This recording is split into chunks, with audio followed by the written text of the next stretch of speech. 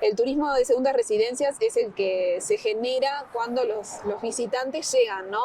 En este caso a Punta del Este, ¿sí? Porque tienen una segunda residencia aquí y hacen uso, bueno, de todos los bienes y todos los servicios que brindamos aquí en el destino.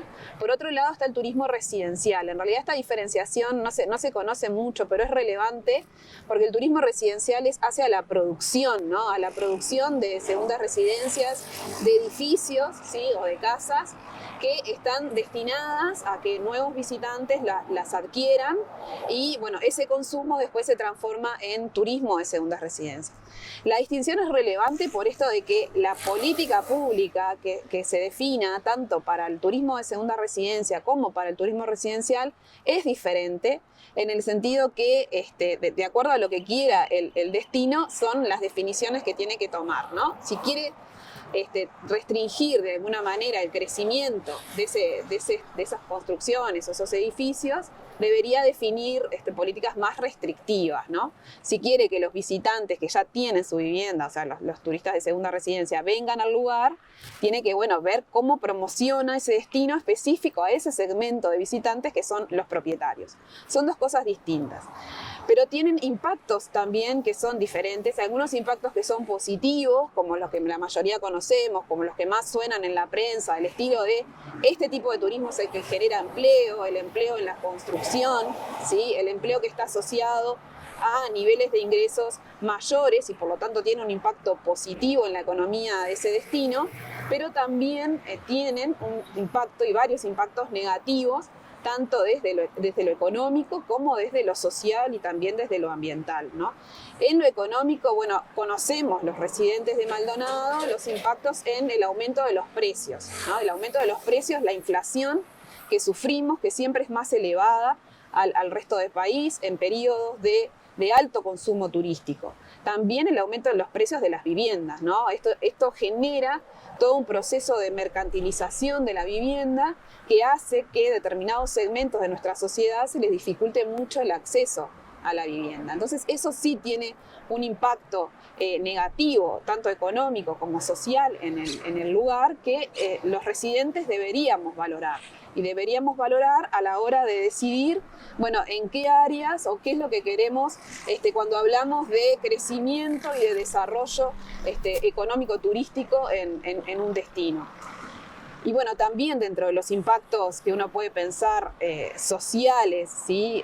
Ambientales, bueno, ¿cuál es el uso del suelo que hace este tipo de turismo, ¿no? El suelo es obviamente un recurso finito, o sea, tiene límite, entonces es importante también qué es lo que hacemos y qué uso le damos, cuánto queremos destinar al uso de visitantes, o sea, de personas que llegan desde afuera a visitarnos, y cuánto es lo que queremos disfrutar nosotros como residentes y también dejar a las generaciones que vienen, ¿no? Uno piensa en el legado que tiene una familia, de bueno, cuál es el uso y qué le voy a dejar a mis hijos, qué vivienda o qué capital de alguna manera le voy a dejar, y esto es lo mismo en los recursos naturales, ¿no? En el uso del suelo.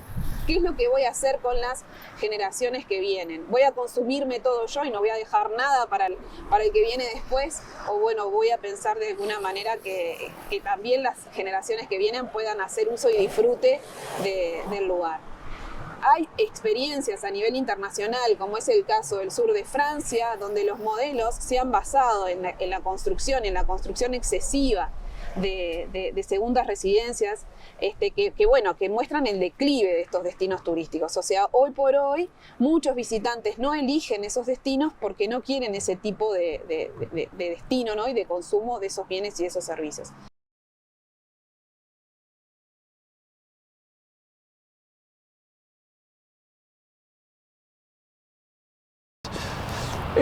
Ese edificio fue construido en base a excepciones, varias excepciones, porque de ahí lo que se podía hacer de acuerdo a la legislación oficial que hay de construcción, se podía hacer hasta 7 metros de altura, y todos vemos que tiene varios pisos de altura, y incluso las excepciones le permitían hacer determinadas cosas que después esas mismas excepciones fueron violadas, o sea, fueron sustituidas. Ese edificio no tuvo, hasta los 10 años, no tuvo escrituración, justamente por el tema de que no tenía final de obra. El edificio ese fue construido con la idea de que, de acuerdo a lo que dicen los papeles, iba a ser transparente y se iba a poder ver el arroyo desde el edificio, lo cual no es correcto porque ni en auto ni caminando se puede ver el arroyo por el edificio de la mar. Nosotros nos presentamos en el Parlamento con 4.100 firmas y el Parlamento ni siquiera lo trató, las excepciones que había dado la Intendencia. A posterior de eso, nosotros no podíamos hacer nada porque la Junta Departamental fue la que había aprobado el proyecto y empezó a construirse el edificio. A posteriori de eso, en el año 2018, se presentó en la Junta Departamental al Intendente y a la Junta, el Intendente lo mandó a la Junta Departamental un proyecto de la construcción de un hotel tipo loft pegado al edificio de la mar,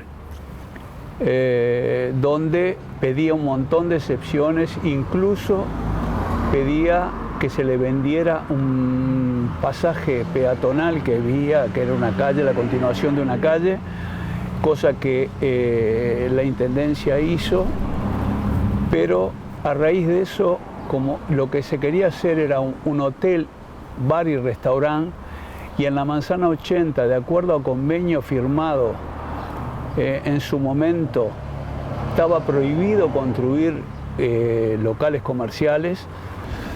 Entonces decidimos juntar firmas para presentar en Constitución y Código del Parlamento. Juntamos más de 1000 firmas, que eran las exigidas, las presentamos en el Parlamento y el Parlamento la envió a que la tratara la Cámara de Diputados. La Cámara de Diputados en su momento la trató y negó la posibilidad de construir un hotel, bar y restaurante pegado al edificio de la mar.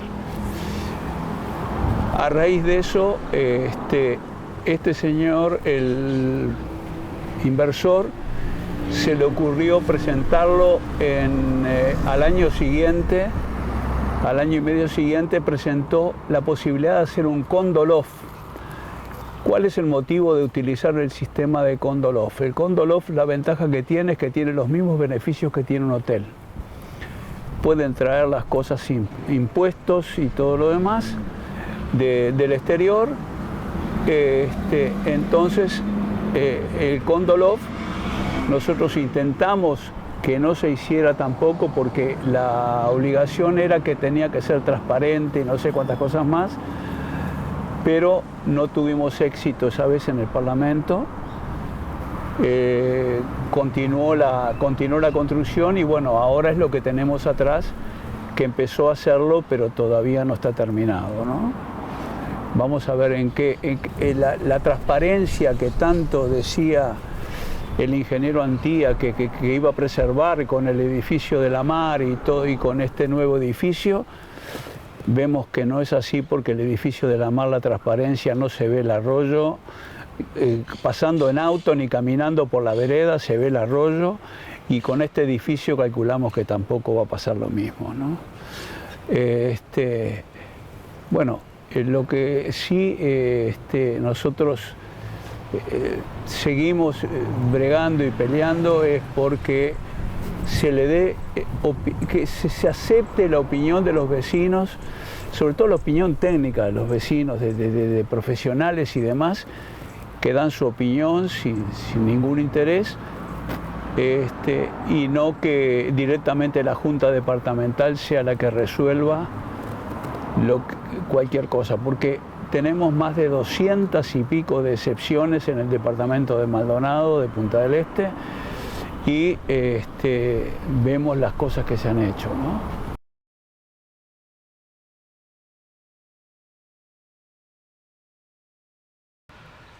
Desde el punto de vista de la instrumentalidad económica, que es la instrumentalidad de las instituciones, y con una perspectiva de la economía clásica, existen jurídicamente la posibilidad de defender los bienes comunes y en especial los bienes costeros.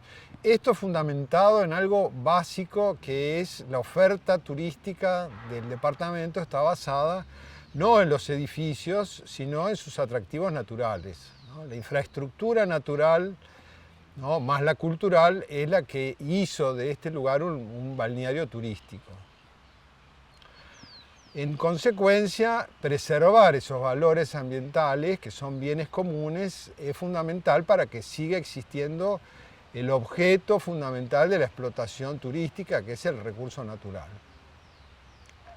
Entonces, había específicamente en la zona de La Barra, existe un lugar que los vecinos han tratado de preservar durante muchos años y que lamentablemente no lo logramos, y uno de los argumentos que usamos para su conservación era que estos pequeños terrenitos que existían entre la Ruta 10 y el Arroyo Maldonado, en el último lugar que permitía una visión clara y muy paisajística de la desembocadura del Arroyo Maldonado en el océano,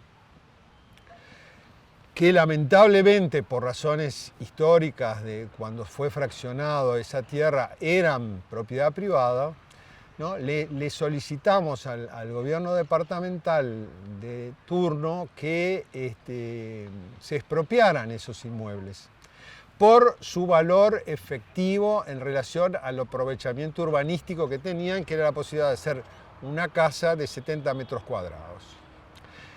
Esa propuesta la hicimos después de que el gobierno departamental al propietario de esos pequeños terrenos le diera como excepción la posibilidad de construir 400 veces más metros cuadrados de los que estaba permitido por la norma a través de una excepción. 400 veces más, en base al aprovechamiento original, que eran 70 metros, es la posibilidad de hacer 28.000 metros cuadrados de construcción en ese mismo padrón pequeño frente al Arroyo Maldonado.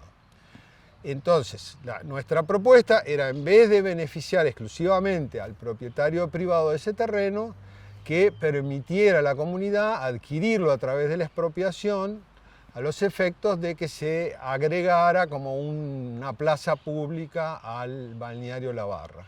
La contribución por mejora que implicaba la compra de ese terreno era agregarle $1 al valor de la contribución inmobiliaria de los vecinos que están al este del Arroyo Maldonado, lo cual a nadie le iba a cambiar la realidad, y además era un lugar que usaban las excursiones de turismo para bajar los ómnibus, lo usaban los vecinos para pescar y para salir en las barcas hacia el Arroyo Maldonado. En fin, había una apropiación simbólica y cultural de esos terrenos que tenía muchos años y mucho interés de los vecinos de conservar. Lamentablemente, esa propuesta nunca tuvo una respuesta, y hoy día el dueño, mejor dicho, de ese terreno está haciendo una construcción de 28.000 metros cuadrados que hizo desaparecer esa vista, que era un patrimonio común y que servía como sustento para la actividad turística de toda La Barra, y yo diría de todo el este del Arroyo Maldonado, porque era la postal de ingreso a esa zona del departamento. Y esta propuesta la hicimos no en base a, bueno, el argumento fue el lógico y económico de no agregarle un valor a través de una excepción a un predio que no necesariamente lo tenía que tener, sino que se basara el valor de expropiación en función de lo que efectivamente se podía hacer en el terreno y todas las limitaciones que tenía construir frente a la costa del Uruguay, que obviamente hoy día es muy restrictiva. Este planteo que le hicimos a la Intendencia se basa en una cuestión que pasó en la costa de La Paloma, en Rocha, y que hay aprobado una ley del año 2002 que mandata expropiar los predios que están frentistas al Océano Atlántico y que sirven de acceso a las playas, que es la oferta turística de La Paloma, en definitiva, y que lamentablemente nunca se efectivizó porque no hubo dinero para pagar esas expropiaciones.